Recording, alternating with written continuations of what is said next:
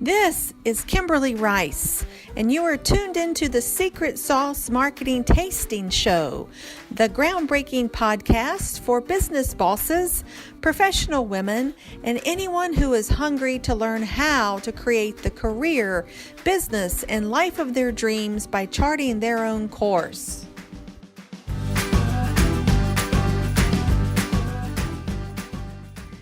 Okay, good morning, everyone. This is Kimberly Rice, president of KLA Marketing Associates, welcoming you to another episode of Secret Sauce Marketing Tastings. I am so excited to welcome our guest today, Jeff Manning of Adam and Reese, and he's located in Columbia, South Carolina. So I have to say a woo-hoo to our Southern brethren. And so, Jeff, I want to welcome you today. We're going to talk about your role at Adams and Reese and what exciting things you're doing and how we came to know one another. So welcome this morning, Jeff. Thanks so much for having me, Kimberly. Really looking forward to chatting with you. Good. So let's just give our listeners some insight into yourself and your professional passion and a little bit about your professional journey. Yeah, absolutely. I graduated the University of South Carolina, and my first job out of school was selling marketing plans for a private marketing firm here in Columbia. And I was up and down the East Coast, really working with companies like American Tire Distributor, some mom and pop refrigeration, heating and air stores, that type of thing. And really cut my teeth in the sales and marketing industry, really got thrown to the fire and learned a lot. I had a great mentor, Gary Hare, who I'm still very close to today, who really I credit bringing me into this field and teaching me what I know. And that's something that I think has been so important in my journey of having that mentor really guide me and help focus me on what I wanted to do. And so I worked with Gary for about 6 years and then moved over to the South Carolina Bar, where I was the bar's first marketing director. And really excited about that opportunity at the time. Both my parents are attorneys, so I grew up in the legal world here in South Carolina and had a lot of contacts and knew a lot of people. And so I really got to create and build a marketing department at the bar for the first time.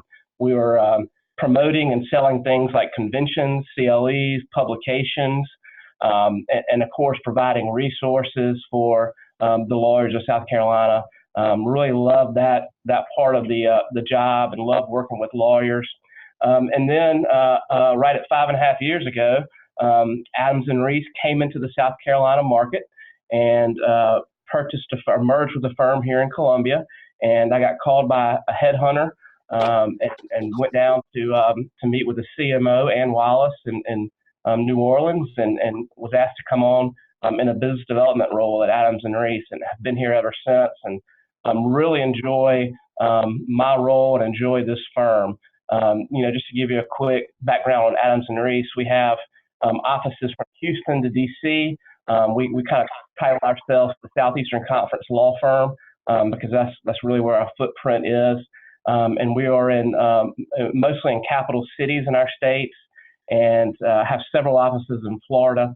But we really focus on government relations and economic development and transactional work and litigation work for corporations and banks and that type of thing. And there's a team that I work with here of 4 other business developers, and we have a great support from our marketing staff, and we help the 300 attorneys we have at Adams and Reese hopefully help them promote their business development goals and promote themselves, promote their brand, and help grow the firm.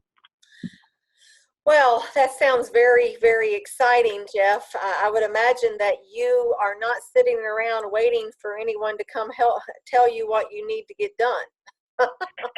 That's very true. No, we do not have a lot of downtime, and that really works well for me. I like to be busy. I like to be engaged, and that definitely has come true being at Adams and Reese. And we're organized by. Our team is organized. Our business development team is organized by supporting individual practice teams, and so through those practice teams, we do everything from business development planning on a yearly basis for the team itself, for individual lawyers. We're putting together events. We're putting together strategy memos, putting together prospecting memos, and really helping lawyers gain traction, not only in their markets, but across the Southeast. And so it's a lot of fun, and love traveling around and meeting new people. I was talking today to a group in Memphis. Some of my best friends at the firm, are not located in South Carolina. And so it's great to travel around the Southeast and meet new people and help them succeed. Mm-hmm. Well, I mean, it's, there's nothing better or more professionally gratifying than help the people who want to be helped so they can do what they do best while we do what we do best. That's, to me, the best case scenario. That's a very, very important aspect to mention, Kimberly, and it's something we focus on. We like to work with those who want to work with us. We like to do things that work. We do not like to spend our time doing things that don't work, just to be plain and simple about it. So that's absolutely correct. We like to work with people who want to promote themselves and want to succeed and want to help their clients. And that's where we get the most bang for our buck and the most value out of what we do. Awesome. So first of all, I love Ann Wallace. I've gotten to know her over years and years and years and years of working in the legal services space and seeing her at national conferences. So please tell her hello. I will, absolutely. And secondly, your title, when we met in Chicago earlier in June, your title intrigued me, Strategic Initiatives Manager. I don't think I've ever seen that inside a professional services firm. And so we see a lot of BD and marketing communications and marketing operations and sales type of titles, but explain to us and the listeners, what exactly is a strategic initiatives manager? What is your portfolio? And I'm sure that it's probably constantly changing, but tell us a little bit more about that. Yeah, absolutely. Happy to. So I do probably about a quarter of my job is the business development support I was mentioning earlier. I specifically work with our real estate, our M&A, our timber, and our tax teams, and enjoy that work. But a majority of what I do is putting together strategic initiatives. Really work closely with our CMO, with our practice director, and with our MP on putting together plans to move the firm forward. So one of the best examples I can give you is we just wrapped up a internal sales competition, and we do these on a 60-day span where we invite anywhere from 18 to 20 lawyers. They're carefully picked out to participate in what we call the Accelerator Challenge. And I run the Accelerator for the firm, and what we do is we put these lawyers together, put them in a competition type environment. We give them sales training. They work with their individual business development managers to work on strategy, to work on prospecting. And then we track every business development touch they make towards a client or a prospect for 60 days. And we track not only in-person meetings, but we track phone calls, we track emails, we track pitches, we track cross-selling opportunities, we track whether they introduce another partner from another office to their client or their contact, and we track and we score all those individual business development touches. We send out weekly leaderboards. We tell the team who's doing well, what they're doing well. And then from there, after the 60 days, we track all the billing and collections coming in and out and compare it against the same time of year for the previous year, and really have had some great results of attorneys really are bringing in about 47 to 50% more during that 60-day period when they're participating in the Accelerator. So internal sales programs like the Accelerator is really something I concentrate a lot on and have a lot of fun participating in and doing and leading the lawyers in that regard. We're getting ready to start another one right after Labor Day, so I'm working on that. I actually had a meeting on that this morning, so excited about getting another one of those programs started. And also manage the firm's PR outreach for practice areas. So one example is the opportunity zones that the White House has earmarked. There's a great deal, a lot of them in the Southeast, and so we're through our economic development team, we are working with some PR firms to get our guys published in articles and publications that make sense for their clientele. We're putting on webinars and we're putting on seminars on the opportunity zones, how they can help our clients, how they can help commercial lenders, and working towards helping our clients in those goals. We're also doing that for the data security and privacy team and the fintech teams and Timbers teams. So managing that PR for the firm is something I enjoy doing and love. And then the last thing I'll mention is really internal sales coaching. So outside of the Accelerated program itself, I meet with attorneys from all across the footprint and have one-on-one sales coaching meetings with them. Most of them are every other week, some are weekly, and really try to guide them towards their business development goals and their practice goals. And so those are just 3 examples of strategic initiatives that are going on inside the firm. And really we are excited about what's coming next. One thing we're working on now is making sure that our client service initiative and our client service goals are up to standard and are surpassing our competition. And so we're really making a lot of focus on making sure that our attorneys are trained in that area and know what clients expect. When you and I met in Chicago a couple of weeks ago, that was a big topic of conversation of making sure that our clients, that our attorneys know what our clients expect from them in 2019 and beyond. And so that's something that I'm focused on now and going forward, and helping attorneys really succeed where they can. Absolutely.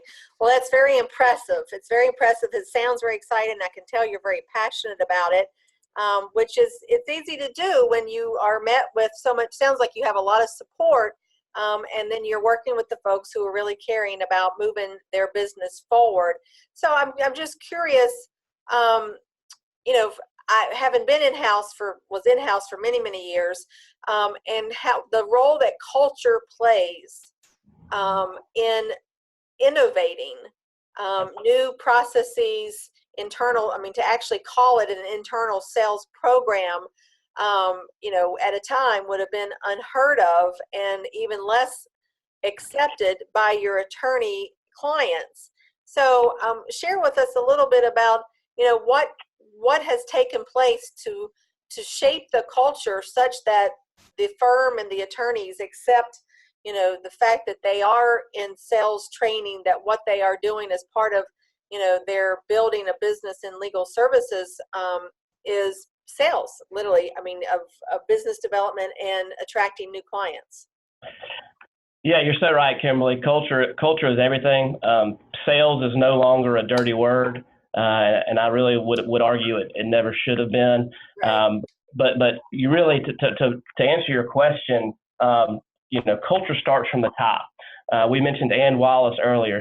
I give her a lot of credit for promoting our business development team as a whole. At Adams and Reese, we are very valued. We are given all the information and support we need. We're given all the internal support, from as far as staffing goes. Partners, look at us really as equals. And I know that is very unique because I have, friends that have been here and have been other places and vice versa.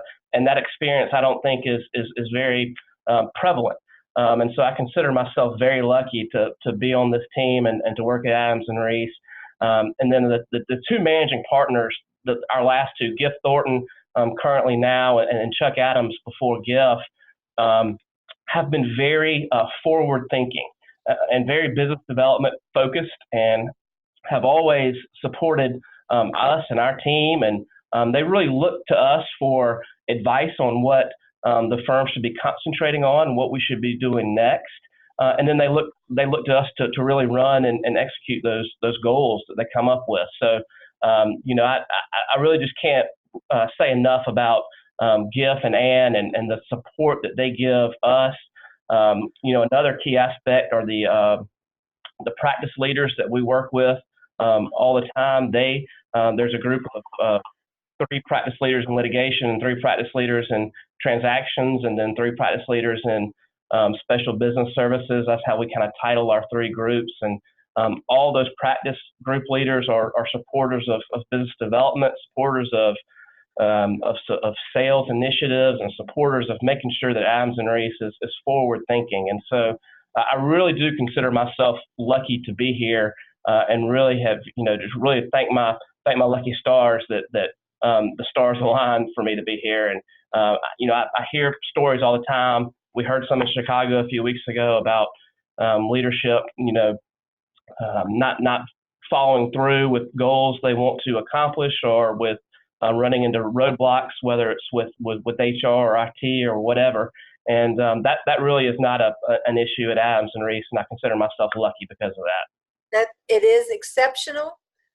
Having been in 3 different law firms for numerous years, that it's just exceptional that your leaders at the top can make things happen, because that's what it's all about, and not getting bogged down in the politics and the bureaucracy of firms of any size. It's exciting for me to hear you as a professional colleague be excited about being where you are, because as well as I do that that's not always the case. In fact, it's oftentimes not the case in our world in professional services marketing. So I want to drill down a little bit more, because I know this is something that you feel really excited and very strong about, is the internal sales, prospecting, and closing, and you leading the business development programs to create and train business generators for Adams and Reese.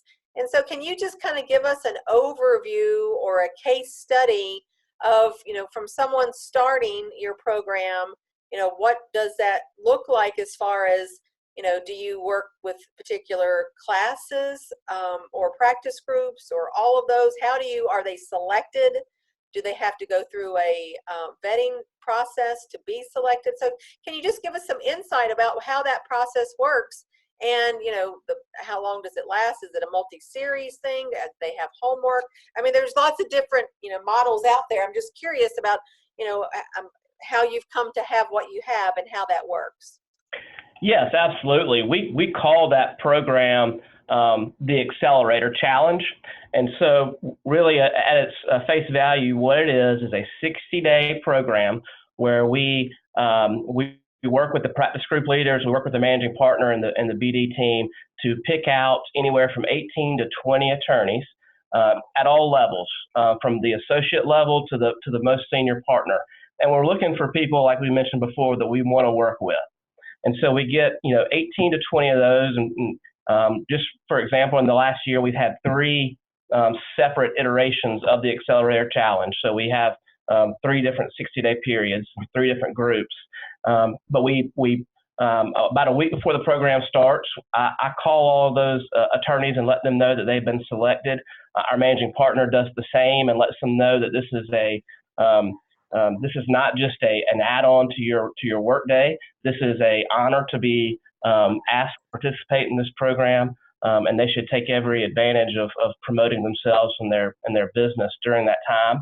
And so we kick it off, and we have a video conference where everyone gets on the video screen together and talk about exactly what the program is, how it's going to work, who are their support people inside the business development team, how we're going to score. I was mentioning the leaderboards and scoreboards earlier, how we're going to score each of those business development tasks that we asked them to do. And then from there, they go and they meet with their individual business development manager that they're assigned to, plan a strategy for the 60 days, plan some prospecting, plan some client visits. And really the goal of that 60 days is for them to get out of the office, to be in front of clients, to be one-on-one with clients, or in some cases to invite another partner with them to attend that client meeting.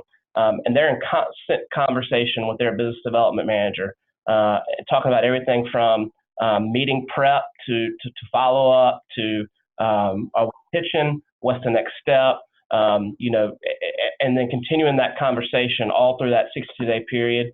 And then each week, on each Wednesday during that 60-day period, I'll put together a digest of what the team is up to, what visits have been made, what successes have happened, and we create a leaderboard, almost like a golf leaderboard, and that's distributed each week. And we say, Jeff Manning's in the number one spot, or Kimberly Rice is in the number one spot, and we rank 1 to 20, and so everyone knows where they stand each week. And so the amount of motivation that provides is really incredible. No one wants to be the bottom half.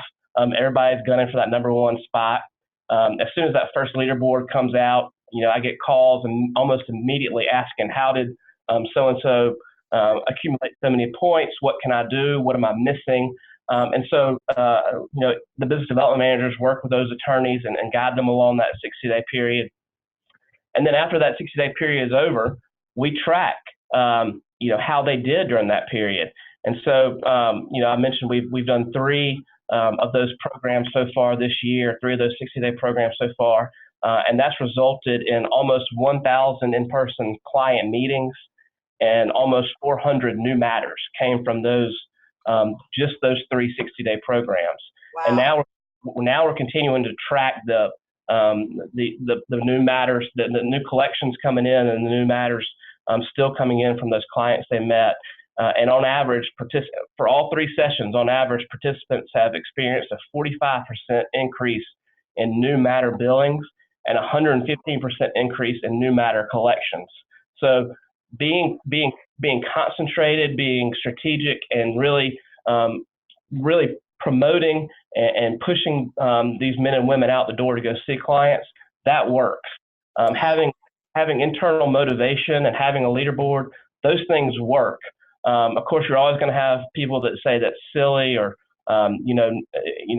it's just not the right way to do it. But I couldn't disagree more. Providing an internal competition, we've got the results. It works, and so we're excited about continuing that program. And we're now actually looking for some different versions that we might come up with, whether it's a program where we just focus on prospecting, or a program where we just focus on sales training and closing, or a program where we build just for the associates. And so those are the kind of things we're working with now, and trying to figure out how that program can expand and continue to be successful.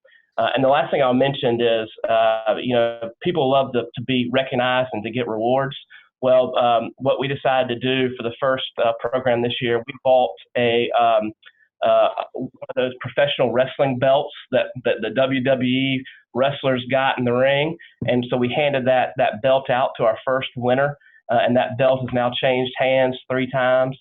And they absolutely love the belt. They take pictures with it. They'll put it in their office and send a picture to all the attorneys, bragging about having the belt. So something that's, something that people might find silly, if you give that recognition and you tell their peers that they've done just a phenomenal job over this period, they really enjoy that. And so that's a program that I love working on, and can't wait to see where we go next with it. That is, I just think it's exceptional.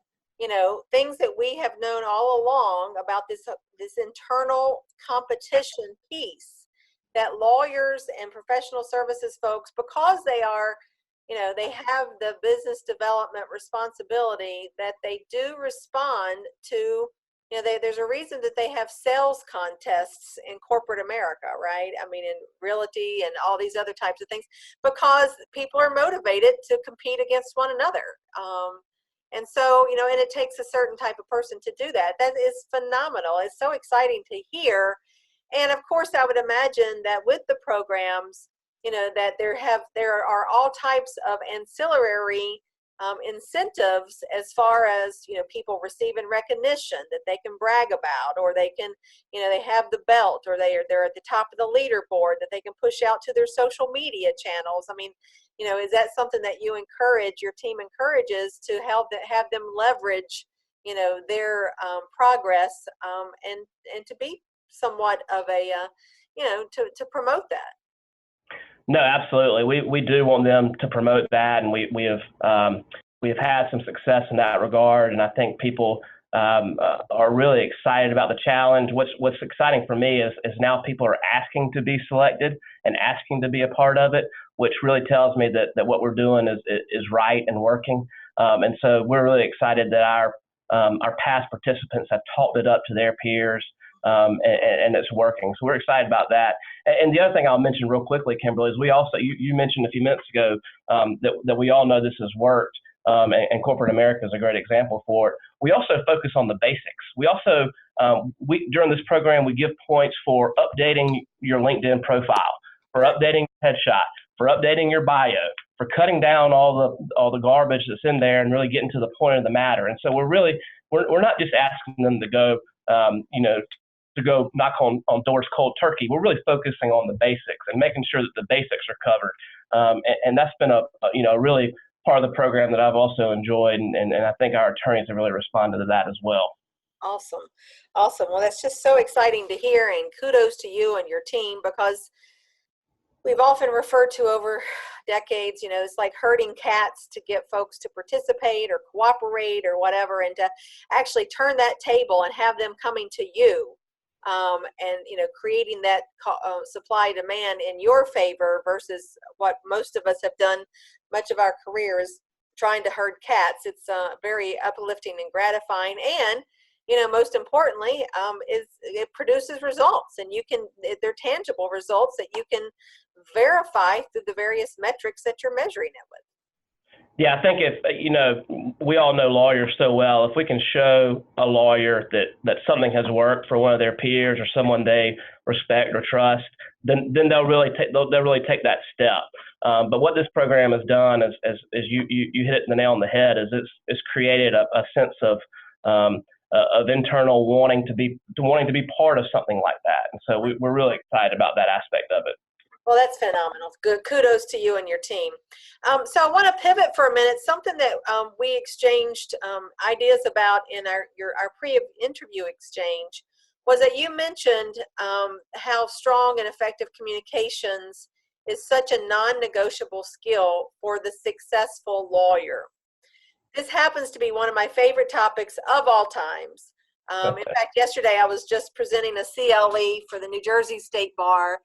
And this was the topic for the whole CLE. I had a panel of other colleagues because one couple of points that I pointed out, and you actually mentioned this to me, is in professional services, law and beyond, and architects, engineers, etc. The basis and cornerstone of prosperity is relationships. It just is. Because obviously the cliche that we've known for so long, people want to work with other people that they know, like, and trust. And you don't do that without building relationships, and you don't build relationships without critical communication. But no one really gets taught those skills in a professional manner. And so it really, but beyond relationships, the absolutely core purpose of being in professional services is having and developing and having extraordinary communication skills across all platforms, written, oral, etc., nonverbal. I mean, I was teaching yesterday, one of my favorite slides is you think about a pizza pie being completely round, 65% of how we communicate is nonverbal. So how many tells are we giving away of what is going on? 25% is our tone and how that's being received, and only 10% of how we communicate is through our words. And so when you strip away 90% of communication when we're communicating via email or text, or those two mediums particularly, we're at a real disadvantage. And so I'd love to hear your perspective and for you to elaborate, with the your professional experience overlay of, pointing out in your experience examples of what you've seen and what you've observed and what you've trained of developing strong communications as such a non-negotiable skill with your clients. Absolutely, Kimberly, and I think you hit a lot of great points there. I'll tell you, going back to the mentor I mentioned earlier, Gary Hare, he taught me about mirroring and really knowing who you're going to meet with, and then once you get into that room and you're meeting with them, being able to mirror your behavior, your nonverbal behavior that you mentioned, and your tone and how you're presenting. Because that's how that person wants to be interacted with. And so we talk a lot about that around here. Being in a place where you make your prospect, your contact feel comfortable. That's the number one goal. And that's how real relationships can start and form by interacting with people the way they want to be interacted with. And so that's something that Gary taught me a long time ago, and something I try to pass along here with our attorneys. And then we talked a lot about the skill that takes to be a successful attorney in 2019, whether it's responding to an email and not using legalese for the president of a company. Really, it's a matter of understanding the situation you're in, understanding who you're talking to, and being able to talk to them at the level they want to interact with you. And so it is about forming those relationships and understanding those dynamics, so that you can then have great communication with that person down the road. And so we talk a lot about that around here, probably not as much as I would like, and that's definitely an aspect we're looking at going forward.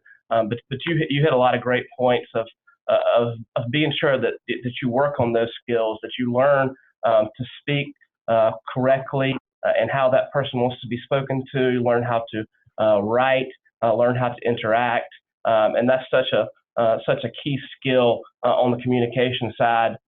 And I think a key point that you and I heard at LSSO in Chicago from one of the GCs on the GC panel that we heard from was it was recognizing everything that's in front of a general counsel every day. They do not have time to read a 5-page memo that you give them an hour and a half before they need to be prepared for a meeting.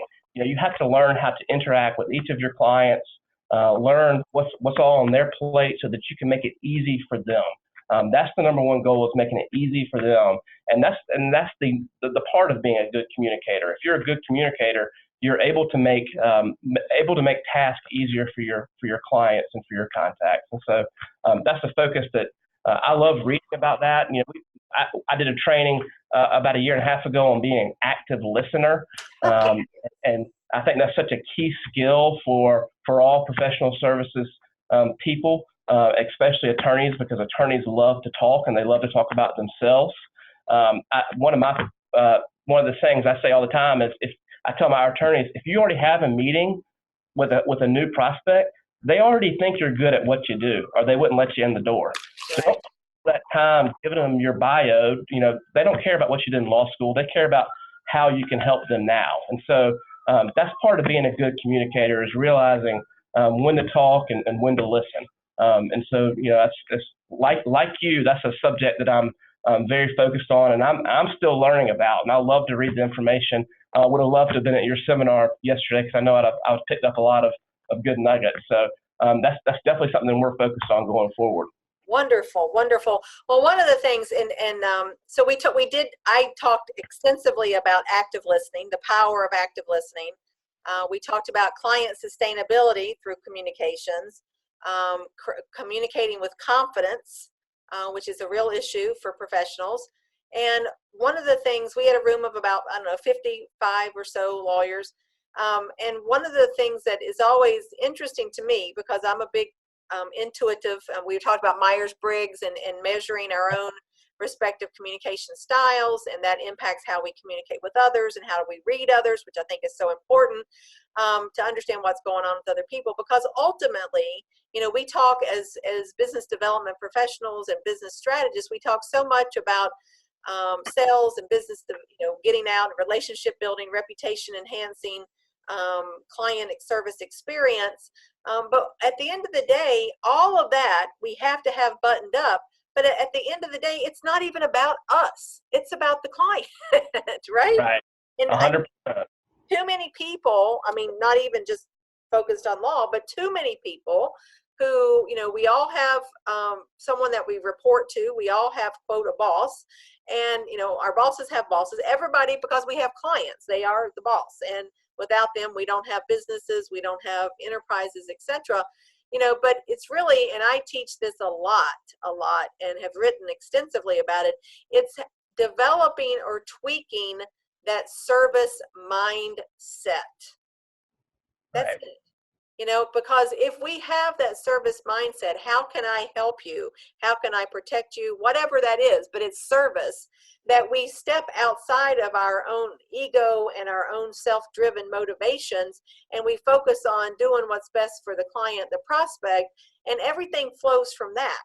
And unfortunately, that's just another one of the deficits in our formal education that is not taught. And I don't know really how you would teach that necessarily. There's plenty of client service, but the fact of the matter is, we're not taught that in any kind of academic setting. And then when we go into firms of, corporations or professional services firms, that those are not typical trainings that you have. And Right. so it's kind of left to our own devices, or something that has become more in vogue is the mentorship. To look and observe your network around you, and who in your mind is doing a good job or an effective job of having that service mindset, and pick that person's brain or spend time with that person, and and be tweaked and brought to a greater, higher sense of awareness around those skills.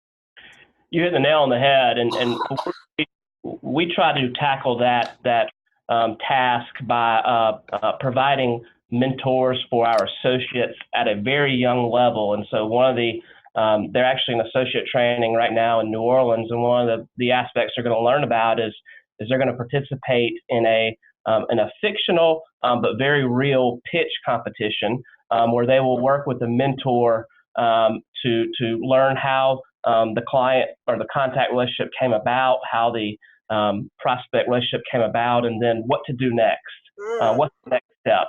And then they'll be able to learn on their own, but they're also going to have a mentor watching them and working them and giving them advice. And so I think, just like I had Gary Hare as a mentor out of college, that's such a special relationship and can be so valuable. And so we try to help our associates, not be so nervous about starting that aspect of their practice, but really providing them with the training and providing them with the mentorship and the guidance from attorneys that they work with, attorneys that they respect, and attorneys that are good at what you and I have been talking about, communication and business development. So I think you bring up a great point. That training is really not done anywhere, but really in that circumstance once they come on board as part of the firm. So that's something we're very focused on and excited about as well. Wonderful. There's just, there's so many things and skill sets that are required, but not really highly valued per se, as far as for a firm to put its money where its mouth is and expect attorneys. I worked at one firm back in the, I guess, early 2000s, that their senior partners, when they were, I guess they were practice group leaders at some point, they would say, well, I'm going to just throw you in the deep end and you're going to learn to swim, because that's how that's how I learned. Right. Like that tough love. And it's like, well, it doesn't have to be so difficult and intimidating and daunting. There is a path forward. And and just like anything else, we learn how to speak English, or, write a brief, or, write a proposal or whatever. It really is not the best use of anyone's time to be, quote, thrown into the deep end and just trying to figure out sink or swim. That doesn't leave a good taste in anybody's mouth. So I certainly commend Adams and Reese for recognizing, not only recognizing, but valuing, some of these skill sets that are so imperative. I mean, if you can't communicate, how are you going to build a relationship, or even from the service perspective? And so it's just, it blows my mind. Just, as an aside, that was my major in college. It was a liberal arts degree in communication studies and PR. Of course, back in the 80s, I had no idea initially what I was going to, quote, do with that degree. But I now mentor all kinds of young folks, and I wouldn't change that for the world, because it has made a lasting impact, not only on my professional life, but on my life every single day. That's phenomenal. You're so right. And just like our country invests in education for its future, firms and corporate organizations have to invest in their young employees and give them the type of training that you're talking about, and because that's their future. Right. And so that's firms that have that focus, I think, are going to be a lot more competitive in the new world as we go forward. Absolutely. Well, this is fascinating, Gary. I have just two more questions, and this is a fun question that I ask all of our guests, and then I'm going to give our listeners a way to connect with you following our time together today. So, Gary, I'm sorry, Jeff. I'm thinking about your mentor. So, Jeff, when you're thinking about your younger self, if you could give your younger self one piece of professional advice, what would that be? Ask more questions.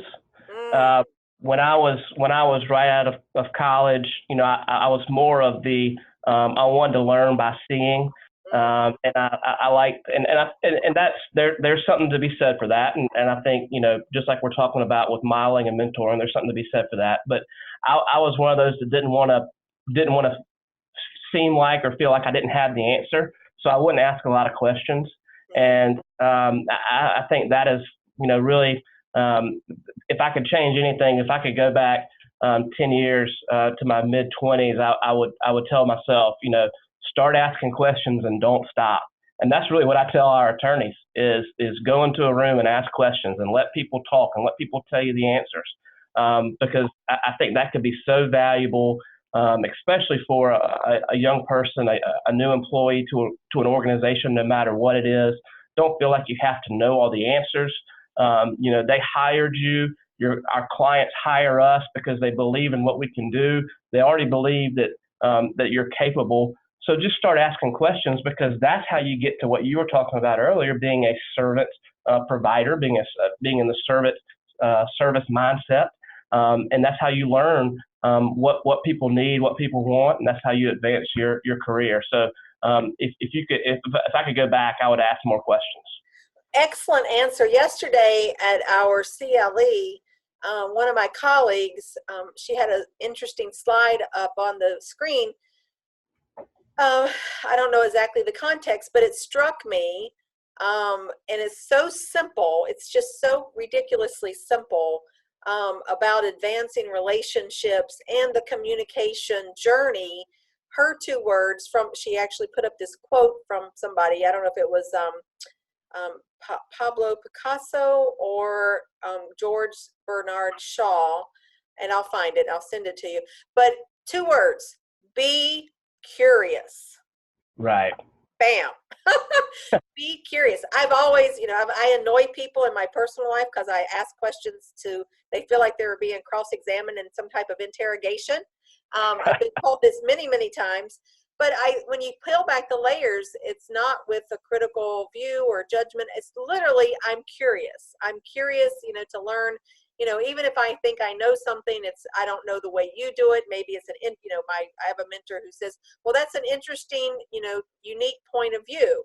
And so I find that is a tremendous learning experience, is being curious to learn, maybe a different way of looking at things. And I think that becomes a very solid way to move us all forward, is not to be locked into dogma, if you will, is to be curious about how things and other people do and conduct their, their lives, their practice, what works for them and what doesn't. Because if we can just pick up one little useful nugget, then it expands our broad, it expands our thinking to the betterment of, most likely, of ourselves and the folks that are around us and our clients. I mean, there's no question, and that's what our clients want. That's what our contacts want, and that's really what our friends want. Is they want us to ask them questions so that they can talk about what's going on in their lives, what's going on in their business. And so, I mean, you hit the nail on the head there. All of the RFPs and the RFIs I've seen lately have all included the question, how is your firm going to learn about my business? And I think that's something that not just in the professional services world, but that's something we all need to think about. It really clicked for me. My wife is a public school teacher, and she's a reading interventionist. So she teaches kids that are a little behind the curve with their reading. And the reason how she finds out how she can help them is she asks them questions. And so she figures out, what issues is Johnny having, and then learning from Johnny and learning from Johnny's parents, then she can go in and help Johnny get to where he needs to be. That's what we do as well. We need to go into our client's office, ask them what issues they're having, figuring out what's bothering them, how we can improve it, and then come back with our service and our value add and help them succeed. Right. So I agree with you. You hit the nail on the head there. Great. Wonderful. That's, it was so simple up on the screen, but I'm always saying, we have to ask open-ended questions in networking or in client matters or whatever, but it really is be curious. That's it in a nutshell. I love it. So as we wrap up our time together, Jeff, I want to make sure that our listeners have a way to connect with you at their leisure. And so if you would provide, the best way to reach you, that would be great. So we have this on our recording and people can refer to it and reach out. There may be the next bright star of someone who wants to reach out and connect with you. Yes, would love to. Really, the best ways to get in touch with me are really through email. My email address is jeff.manning@arlaw.com. That's the letter A, the letter R, law, LAW.com. And then I'm very active on Twitter and LinkedIn. On Twitter, my name is, or my handle is Jeff J. Manning, the letter J in between Jeff and Manning. And then I'm on LinkedIn, I'm Jeff Manning. So would really love to hear from anyone that has any questions or would like to discuss any of the topics that you and I have talked about further, and would love to make those connections. Wonderful. Well, Jeff, thank you so much. I really appreciate you taking so valuable time out of your workday. These are such important topics that we talk about as far as teaching our clients how to be business generators, developing the client service mindset, the non-negotiable skills of extraordinary communication, to build those relationships. I mean, these are all just foundational principles that I feel like the more we talk about them, that people will give more weight and value, seek out the training and the coaching that they need, the assessments with the Myers-Briggs, etc. So thank you so much for joining us, Jeff, and we look forward to seeing good things from you and your firm.